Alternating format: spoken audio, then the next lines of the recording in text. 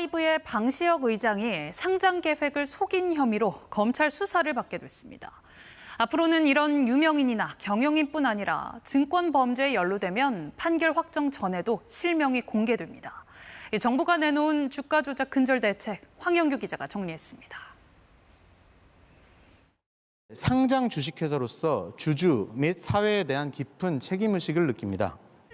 전 세계 생중계까지 될 정도로 주목받았던 하이브 상장. 문제는 1년여 전으로 거슬러 갑니다. 하이브 초기 투자자들은 지분을 사모펀드 3곳에 잇따라 넘깁니다. 당분간 상장 계획 없단 방 의장 측 말을 믿었다는 주장입니다. 하이브는 상장 한 달여 만에 공모가 3배를 넘겼습니다.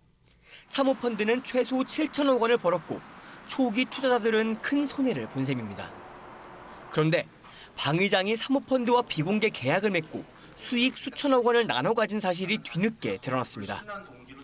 금융당국은 방 의장이 초기 투자자를 속여서 수익 기회를 가로챘다고 보고 사기적 부정거래 혐의로 검찰에 고발하기로 했습니다. 대한민국 주식시장에서 장난을 치다가는 패가 망신한다. 라는 걸 확실하게 보여주는. 이른바 주가 조작 패가 망신 첫 대책이 나왔습니다. 핵심은 판결 확정 전의 선행 조치, 원 스트라이크 아웃입니다. 증권선물위원회가 의결하면 바로 계좌를 폐쇄하고 과징금을 부과합니다. 다른 회사를 더 못 맡게 임원 선임을 막고 피의자 이름과 회사도 실명 공개합니다. 인적사항, 위법행위 내용 및 조치사항을 증손이 의결 직후에 대외 공표함으로써 사회적으로도 원스트라이크 아웃이 되도록 할 예정입니다. 이산계좌 탐지부터 조사 제재까지 모두 처리하는 주가 조작 근절 합동 대응단도 이달 안에 출범합니다.